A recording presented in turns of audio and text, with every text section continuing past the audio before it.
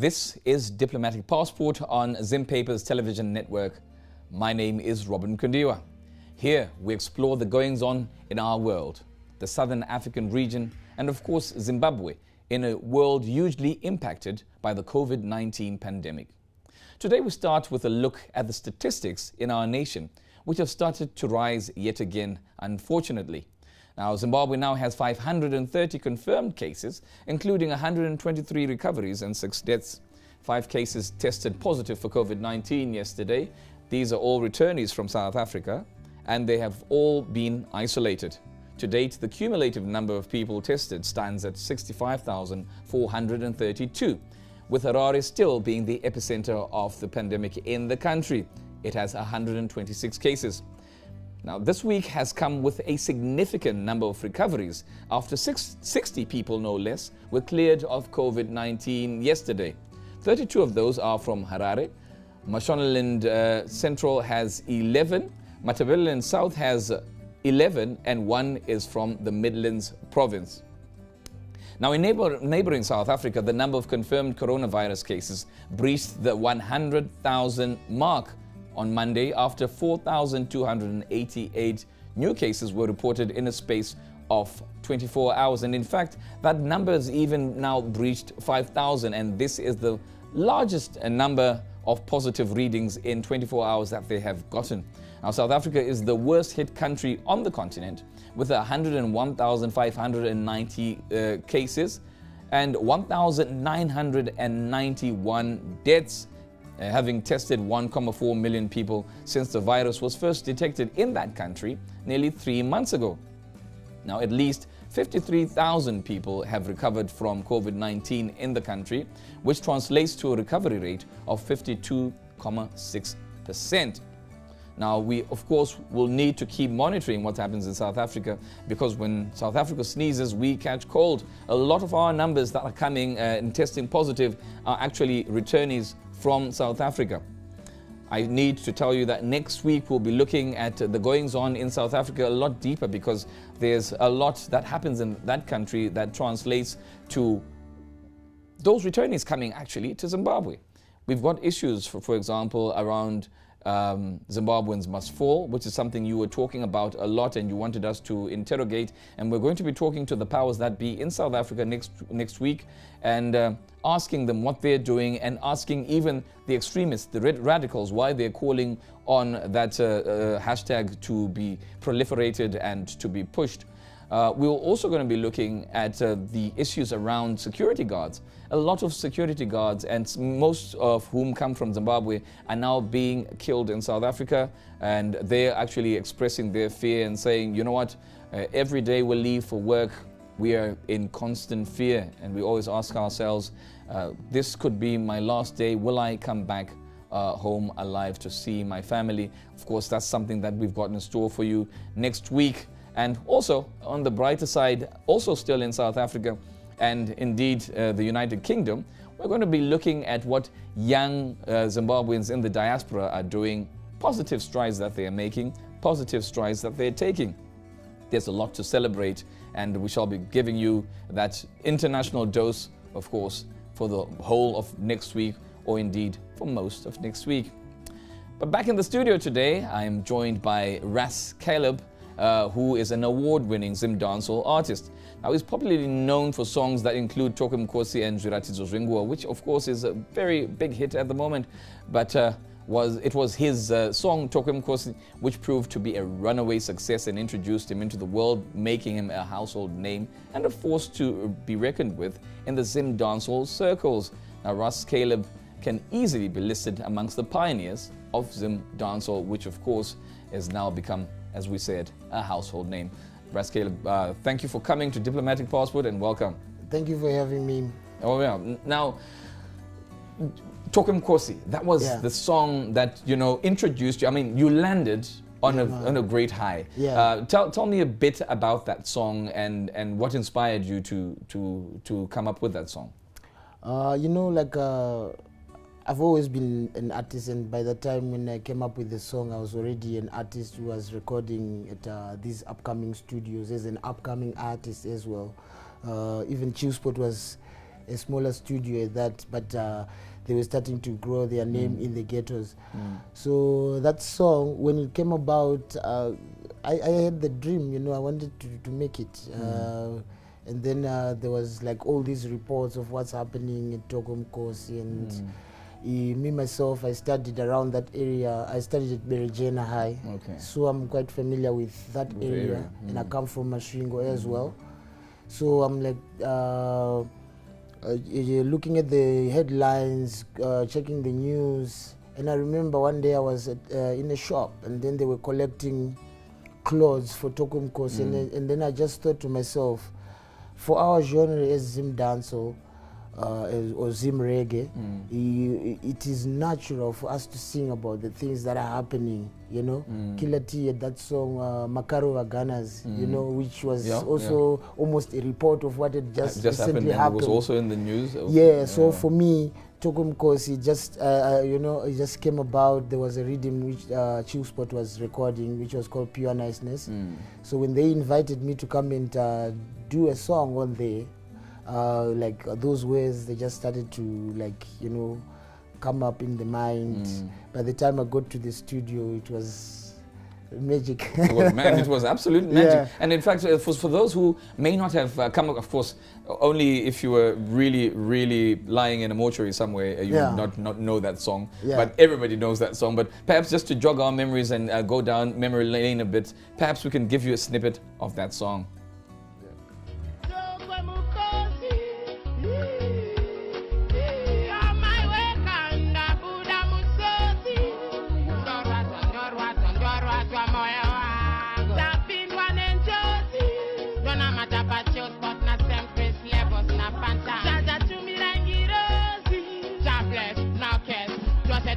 Pure niceness, Mafashamo, Atibata Pamashingo, Moritz at this place, one now left with nowhere to go. Pachirasa, Shodara Ramosaka, Rumengati Patanze Maoko, Singavazirati Zozengu, Amaribabatin Virenya Sakosa Shingruzwa.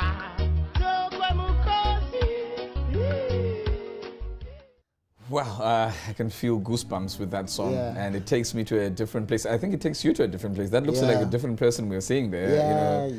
Sometimes you just have to dig deep and try and convey the message the best way you can.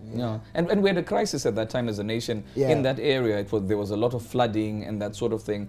And while some people may be singing about frivolous little things, you seem to write about things that are deep. Of course, there are things that are happening that people tend to sing about, but your themes are didactic, they're teaching. Where does that come from? Where does that drive to educate through music come from? This music is, for me, when I look at it, it's almost like a spiritual thing. And at the same, when it's a spiritual thing, it means that everyone who takes the podium to speak to people about anything is a teacher.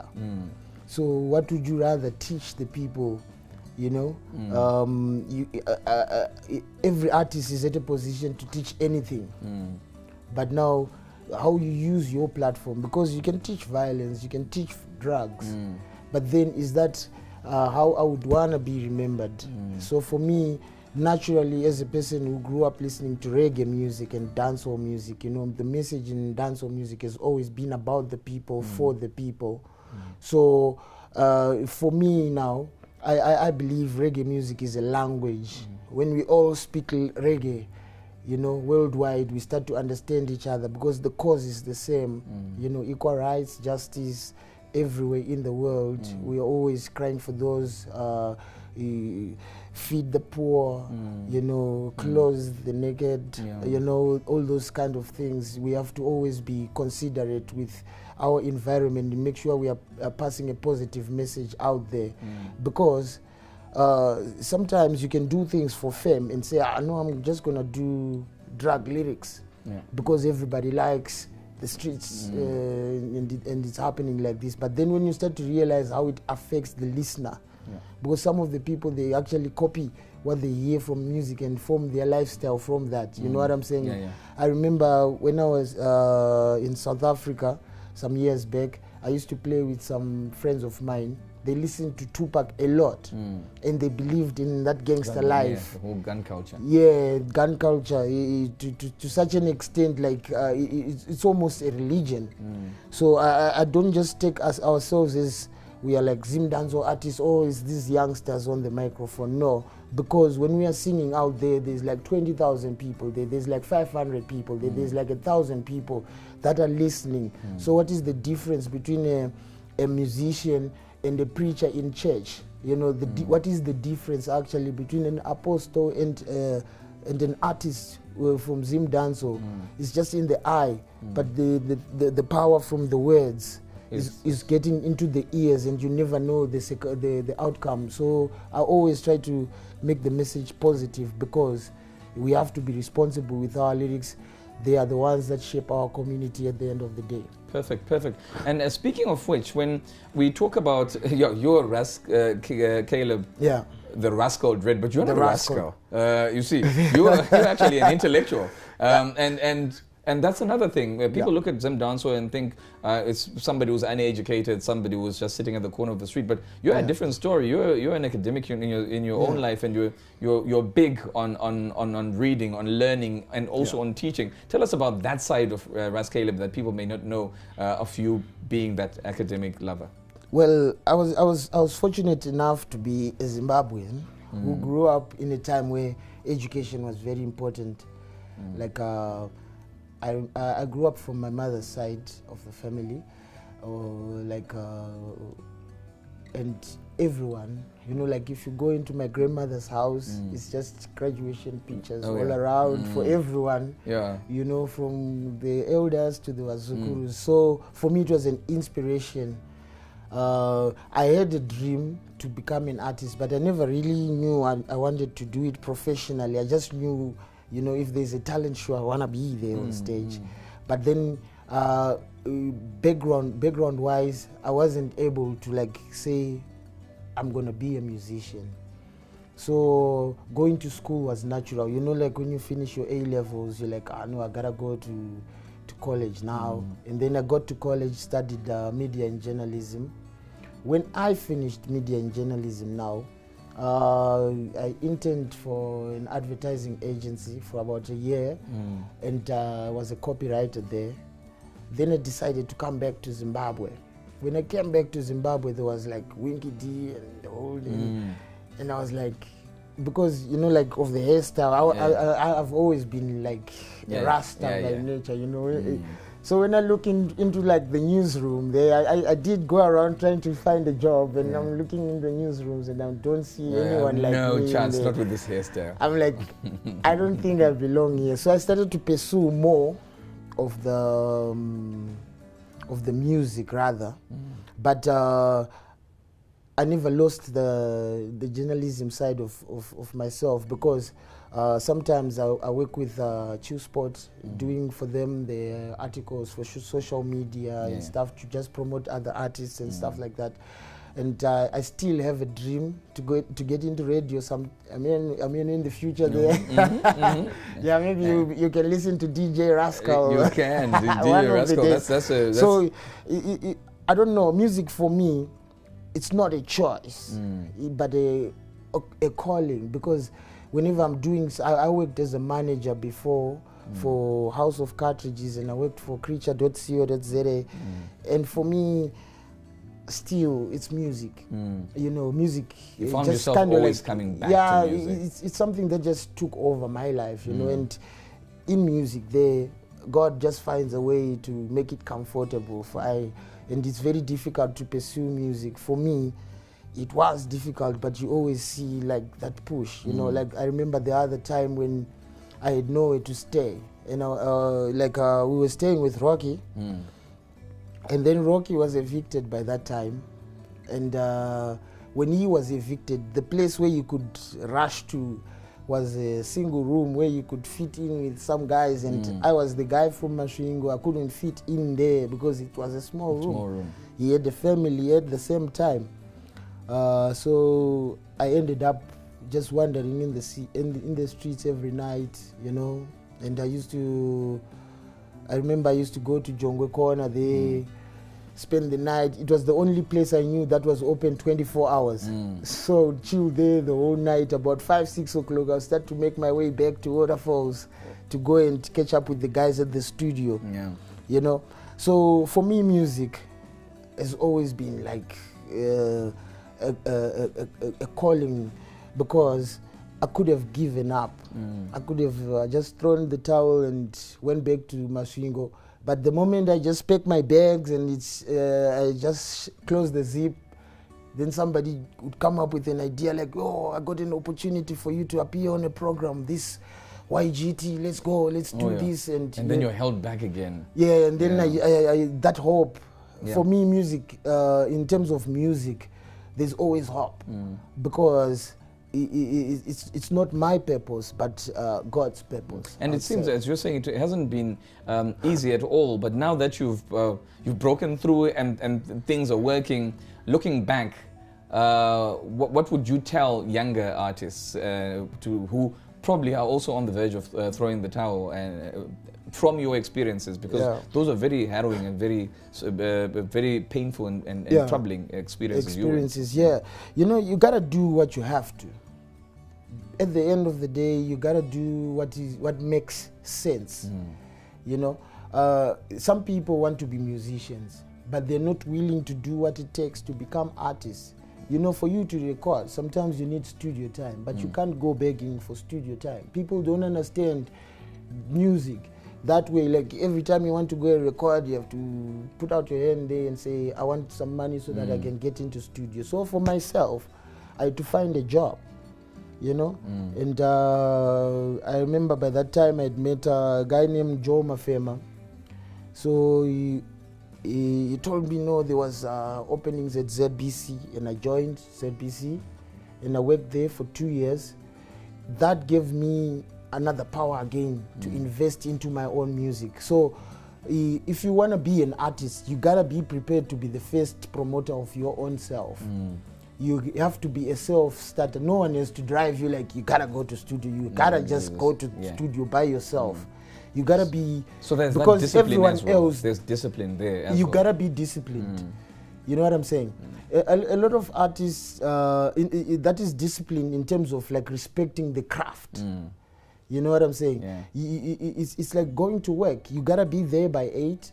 You gotta be there at your time. My boss should hear you say this, because he struggles with getting people to work by 8. You know, so it's one of those things, like especially with Zimbabwe. I would say Zimbabwe, there is no music industry. It's almost like a freestyle happening. You know, because if you can actually manage your business side of the music, you can actually survive, and the talented artist can go back Kumusha, you know, and watch others on TV. So it's how you manage yourself. That's yes, it's got to do with you first, because everyone else, be it the managers, the producers, they're just gonna follow your vision. You know what I'm saying? They meet various artists all year long, and it's only those who work the hardest that end up standing out, and those with a better strategy, those who can commit and say, you know, like for us artists, sometimes it's difficult to get a hold of artists. You know, it can happen that if an opportunity is for you, maybe it will be given to Ras Caleb. They'll say, no, but we got Ras Caleb. Let's just put this Rasta in. Yeah. And speaking of which, this period of COVID-19 it's kicked you off the radar in terms of those live shows which you guys were surviving with. The first, how have you been going through, you know, paying the bills and whatever? And also, I know it's also a very green patch for you. You comment on, you were big on social commentary, and you also gave us social commentary. We're going to be talking about that as well. But first, what did you do? How were you affected personally by COVID-19? COVID-19, it disturbed our movement. Like as you know, we got this project that we were working on with Heartbeat Records called Reggae in the City. We wanted to take it all over the country with Heartbeat Band, We've got our band members there. They were also depending on those shows. Yeah. We ourselves, we're looking to kind of like up our game. Using that, we were supposed to tour South Africa. It was that time whereby like our music, like reggae music, the reggae side of our Zim dance, is being accepted by like those across the Limpopo, like the vendor communities, the Shanganis.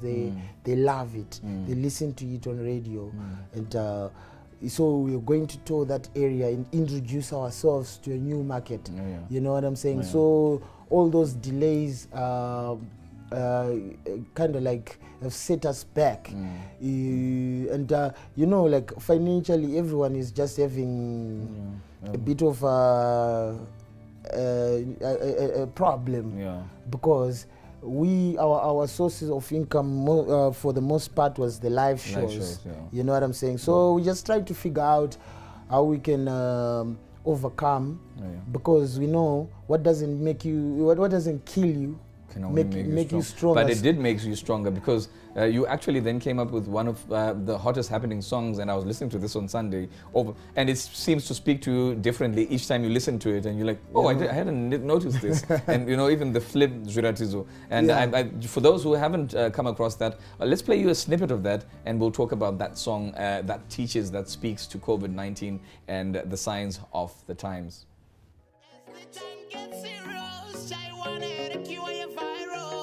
Ras Caleb, the rascal.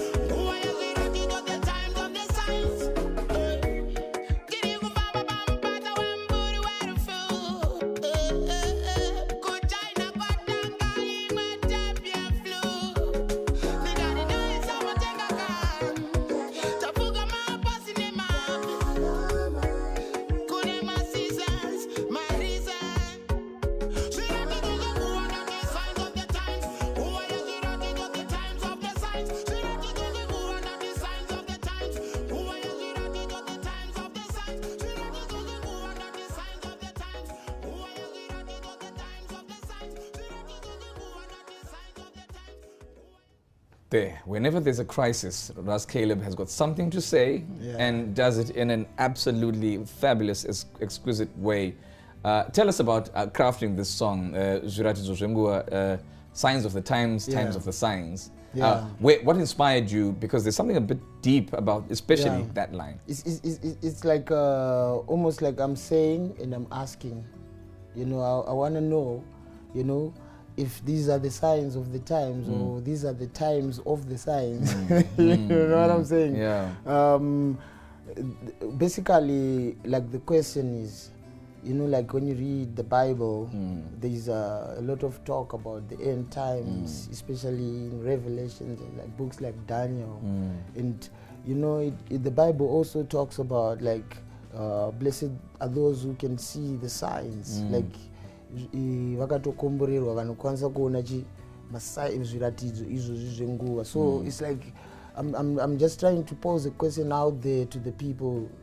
What is exactly happening? Because when you look around, there's war, there's like volcanoes, there's like natural disasters, and then there's like pandemics like coronavirus. Corona actually closed the whole world, shut it down for an extended period. Like up to this time, we're still under lockdown, under quarantine. We cannot do our businesses the proper way. The economics, everything is in the world is just questionable. So are these the signs of the times, or these are the times of the signs? Because I think a lot of people think when the world ends, maybe it's gonna be a time where we're gonna wear again garments, and it's gonna be like maybe we're gonna see the false prophets wearing garments and the real prophets wearing garments and stuff. It is like the world is moved, but what was written has to come to pass. You know what I'm saying? Yeah. So it will be good to know if these are the end of the times, if these are the signs, and if these are not the signs, and we gotta get to that place where we understand. So a lot of people, they don't really pay attention to these things because they don't know, because they don't want to know. So it is my job as a musician to continuously remind and kind of like bring it to the table so that we can all debate and say what exactly is happening to our world. Because some of the things that will happen, that will come to pass, are already written, but if you don't know, when it comes to you, you'll be shocked, you'll be surprised, you'll be like hurt, you'll be like a victim. You know what I'm saying? Because somebody's just gonna come and say, no, we are doing the 666 thing, man. Yeah. And you just join in because you don't know. But your ignorance can be a danger to yourself. And I actually saw that there was a lot of biblical stuff going there when I listened to it. Yeah. And you're getting a lot of love. Maxwell Tafumane says, Ras Caleb Makanyanya, you're getting a lot of love from people watching, and of course your fans out there, they're happy that you're still speaking to them from that point. Now, perhaps just finally, just a word to your fans. What do you say to them, and what do you have planned for them post-COVID, or at least when we can start to move again, when we can start to interact again? Yeah. What do you have planned for your fans going forward? Well, me and the Heartbeat Band, we can't wait to mix again with our friends, with the fans we love so much. We love traveling, and Victoria Falls, we miss you guys. I just had to say Victoria Falls because those guys, they love reggae, and that place, it's a place that is always kind of like every year when we go there, it kind of like refreshes us. And yeah, man, let's just continue to pray. For the most part, let us pray, and let us have prayer with works behind it. And let's be positive. Let's be conscious of what's happening. We're not supposed to be surprised by the actions of the world. We're supposed to know what is happening. So let's be awake. Let us all wake up and know what's happening. Let's not just be fooled or spoon-fed. Let us research for ourselves. Let us know what is going on. Let us not just be caught up with the things that are happening in the world because they are happening, or because that is the coolest thing. You should know why you're getting into things, because these are the serious times, man. This is like a critical time. If you're blind, you're gonna walk into a hole, man, and it's gonna be so deep. To come out, it's gonna be 1,000 years. Well, you know what, Ras Caleb, it's an absolute pleasure having you here. And well, that was Ras Caleb. He's with me here today, and we were talking here about the signs of the times and times of the signs, amongst a host of other things. But please keep giving us feedback here on Diplomatic Passport, on my Twitter handle at Zimrobbie, that's ZIMROBBIE, and of course Gmail, robinkondiwa@gmail.com or robinkondiwa@ztn.co.zw. And and let's hope you will keep giving us that feedback, and even feedback to Ras Caleb. Just before we go, can you tell me your social media handles, anywhere they can follow you? Yeah, it's Ras Caleb on Instagram. It's _ Ras Caleb. Please follow, and on YouTube it's Ras Caleb. Just go there, you subscribe. Facebook it's Ras Caleb, the Rascal Red Scribidero. Yeah, man, let us link up. I want to hear what you think, you guys, and I'm always like reading. Those guys that I talk to, they know I reply. So absolutely beautiful. Well, that's all for my show today. My name is Robin Kondiwa. This has been Diplomatic Passport here on Zim Papers Television Network. Stay at home, stay safe. Until tomorrow, have a great evening.